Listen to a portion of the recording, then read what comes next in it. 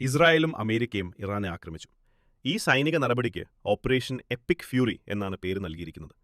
ഇതൊരു ചിഹ്നാത്മകമായ ആക്രമണമല്ല. ടെഹ്റാനും മറ്റ് പ്രധാന തന്ത്രപ്രധാന നഗരങ്ങളിലുമുള്ള പ്രദേശങ്ങളിൽ സ്ഫോടനങ്ങൾ റിപ്പോർട്ട് ചെയ്തിട്ടുണ്ട്. ഇത് യാദൃശ്ചികമല്ല, ഇത് ഏകോപിതമായൊരു നീക്കമാണ്.